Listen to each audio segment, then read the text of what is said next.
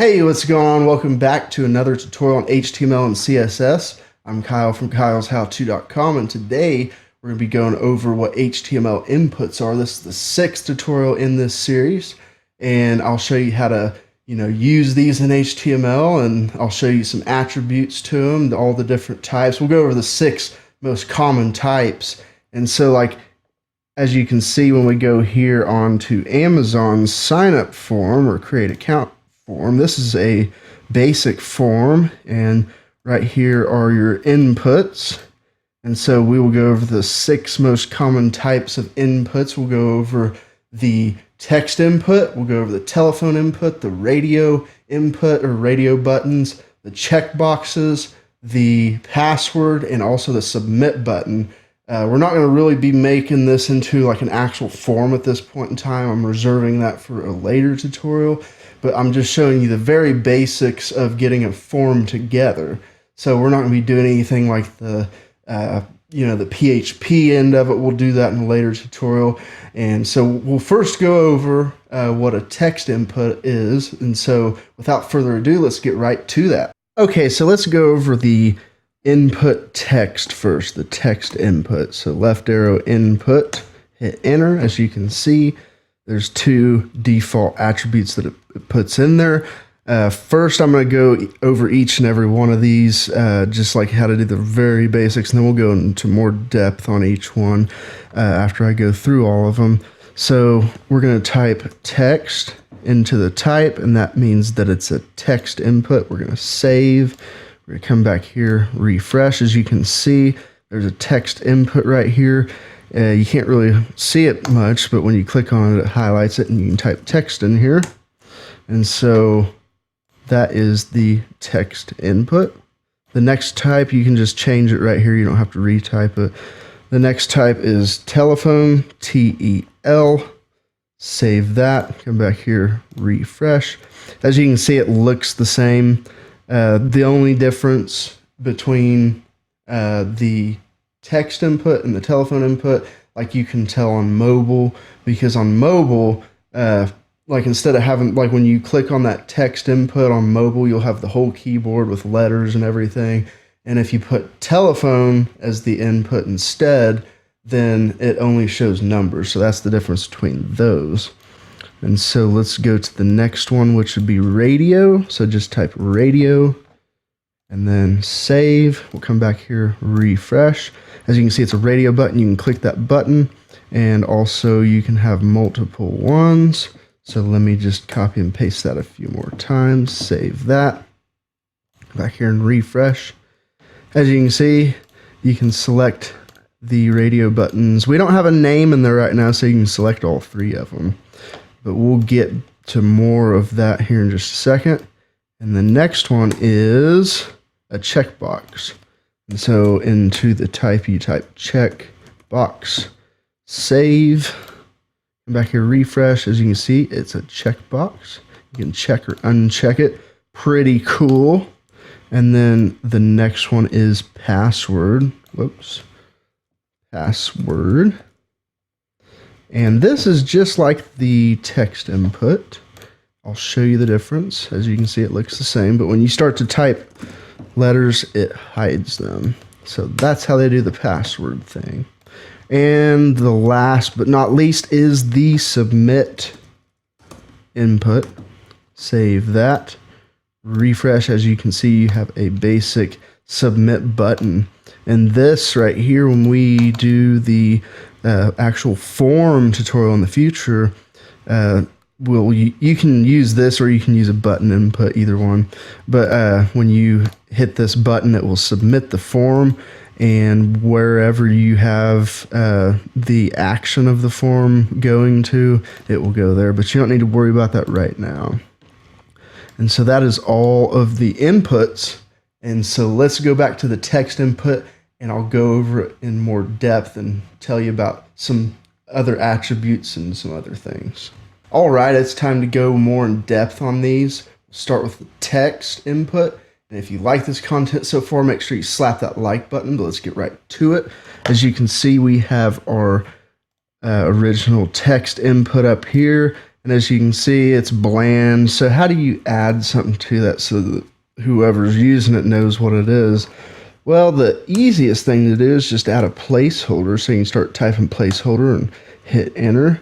And whatever you want to appear in the box before someone types into it, you just type it here. So you could say enter name, and I usually just put ... That's definitely not required.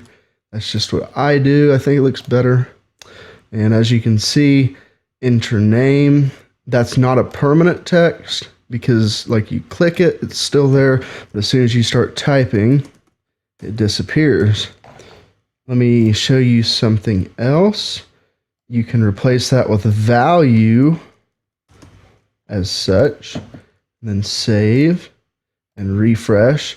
And now, as you can see, when I start typing, like you actually have to erase this. So like if you're, if you already knew someone's name or something, you could go ahead and put that in there so it would autofill it. But we'll just leave that blank, or we'll just leave the value off of it for now. But let's talk about doing labels. So I'll just do something real simple at first. And the simplest way, well, there's several ways. You can wrap a span tag around this. This is the unofficial way to do it, but you can put name. And as you know, a span is a inline element, so it won't move the input down to the next line. And also the input's wrapped into the span. And so I'll just show you what it does when I save it and refresh. As you can see, it's to the side. Now, if we wanted to put it on the top of the input, you delete that, and you could put, if you put a span, you'll have to put a break more than likely, but I'll just put a paragraph. That way we know that it'll space down another line. So you can put name, save that, and this will be on top because the paragraph's a block level element, so it'll occupy a space across the whole width of the screen. And then this will come next. So we'll save that and refresh, as you can see. And then if you want to add a little bit of space, you can put a break and we'll refresh. As you can see, it moved it down a little bit. It moved it down a little bit too much. Normally when I do that, I just do that in CSS because you have more control. Also, you don't even have to put a paragraph or a span around it. You can just do that. Now this will show up right beside that, as you can see. So if you wanted to do it like this, you'd have to put a break right here and save. Refresh, as you can see, same thing. If you wanted another space, you could put another break. Let me show you the official way to do this, and that is to use a label. And this comes in real handy, not so much with the text input, but the radio buttons and the checkboxes. But there's an attribute on label. It's called for. Just hit enter. And you'll have to give this input an ID. So we could just say name. And you want to make sure that this ID goes into this for. And this attribute right here just tells the label that it's for this input. And so we'll save that, refresh it. Oops, I messed something up. Oh, I didn't put anything. Oops. Put name, hit space. It'll show up onto the side. As you can see, now here's the advantage of using a label. See, normally I have to click the text box to activate it. You can see it's highlighted. I'm going to unselect it, and I can select this text right here, and it will select the text box.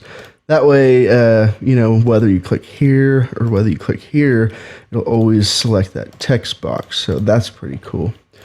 And also, let's go over the name right quick.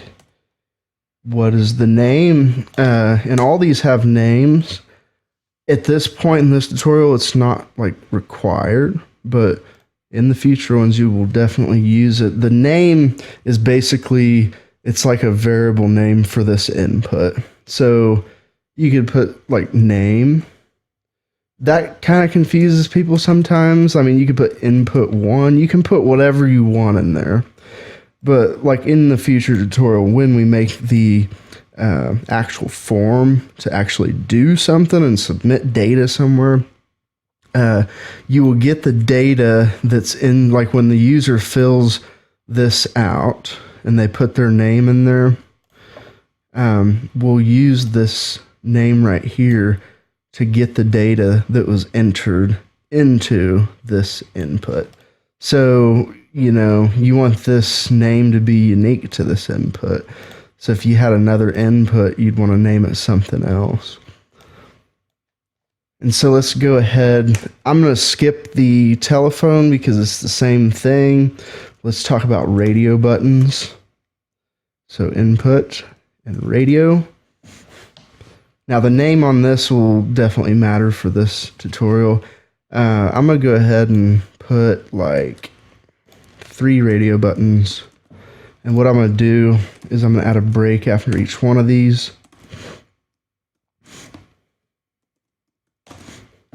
Like so. And I'm going to name, or let's put a label on here.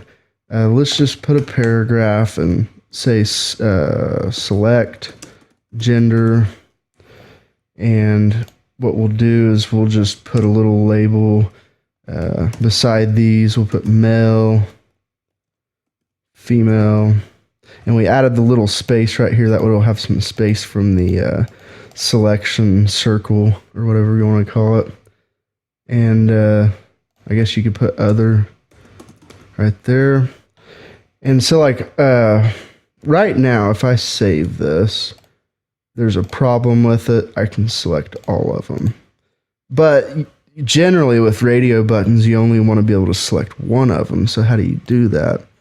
Well, you put the same name on all of them. So I'm going to just name this radio, and we'll just work with it like that. Now I'm going to save it. Come back and refresh. And as you can see, you can only select one. The reason you can only select one is because they all have the same name. Now let's talk about value. So each one of these needs to have a value so that you can tell which one you selected. And typically the values, you know, it reflects what this answer is right here. So we go ahead, type that in, and we'll put male, whoops, female, and other.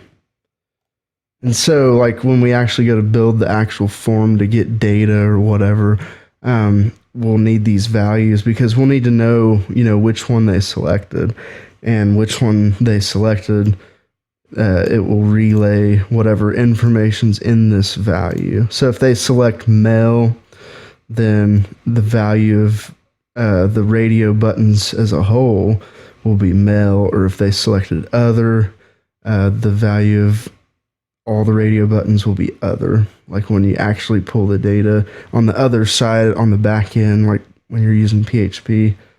So this won't have any difference. You won't be able to tell any difference right here, right now.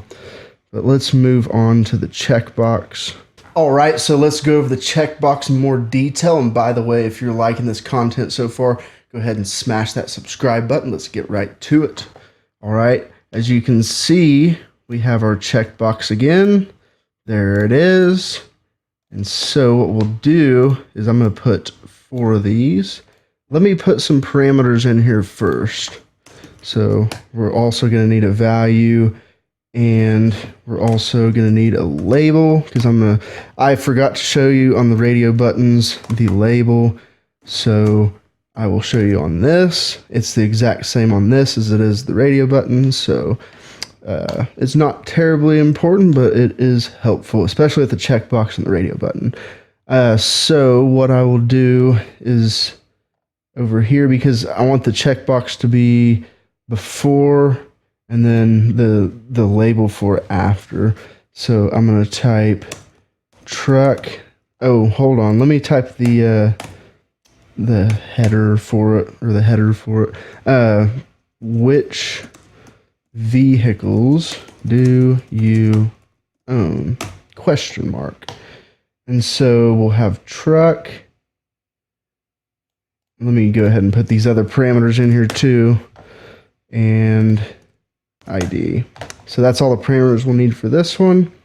It might look a little complex, but trust me, it's not too bad. We're going to do 4 of them. That's the best way to do this in programming, is to copy paste, and then you can edit these. So we're going to do a truck, a car, a boat, and a motorcycle. All right, cool. And so we went through the label earlier. Let's go ahead and set that up. So the ID, I'm going to just put check 1, and then check 2, check 3, check 4, and then I'm going to just copy these. I'm going to just paste them into here like so, and then I'm going to just change this 3, 4. And as you can see, this label right here, it's for check 1, and as you can see, it highlights that. It's for this checkbox. This one is for that one, so on and so forth. And so like each one of them has a label: truck, car, boat, motorcycle. This is the beginning of the label. That's the input. That's the end of the label. And then we have a break after each one to move it to the next line. And this right here, I'm going to just add a little break here too to give it some space. And let's save it, see what we've got. As you can see, we have a checkbox, so we can select multiple ones now, unlike the radio button. And so this value, just like the radio button, the value that you choose to name it should reflect what the answer is. So I'm going to just name it the same as the answer, and boat, and then motorcycle, like so. And then the name, I'm going to put vehicle 1, because as I said earlier, this will be the name that you use to pull the data to see, you know, if this has been checked or not. So 3 and vehicle 4. So yeah, the label, like I said, like we did in the text input, instead of having to click right here, we can click over here also, because the label for this 4 attribute tells the whatever's in this label, which this truck text is in the label, it tells it's for this input. So when we click this label, it'll check the checkbox. Now, I hope that made sense. This isn't terribly important. If this went over your head, no big deal. You'll eventually catch on to it. So I'm going to show you something else, and it's another attribute. So when I refresh this, you can see none of them are checked. So what if you want one of them to be checked when you refresh the page, or when you first land on the page? Well, all you do is in the input tag, which is right here. And I know it has a lot of attributes in there. It might be a little confusing. I'm sorry. But anyways, you can type checked like that. It doesn't get the quotations or anything. Just type checked. Save it. And you'll see this very last one. It will be checked when we refresh, as you can see. And so you could add it to these other ones too. Like if you wanted to check this one too, you can add that there, save it, and refresh. As you can see, it's checked. All right, that concludes this tutorial. I just cracked my phone screen. My damn phone fell off the tripod. So yeah, and here's a Folger Adams gel cell key. So I hope you enjoyed that. If you haven't subscribed already, go ahead and subscribe. and tick that bell notification icon so you can get alerts when I come out with a new tutorial or the next tutorial. And also, if you would like the code for this tutorial, you can visit the link down below. It's a link to my website, kyleshowto.com. And also, if you're not an action taker, you should definitely take action. If you're just watching these and not like actually doing it, you should definitely do it. You don't have to sit there and do exactly what I do, or do the exact same thing. You can just take what you learn and see how you can put it to use, build something else. I definitely encourage you to do that. And so with that being said, thanks for watching.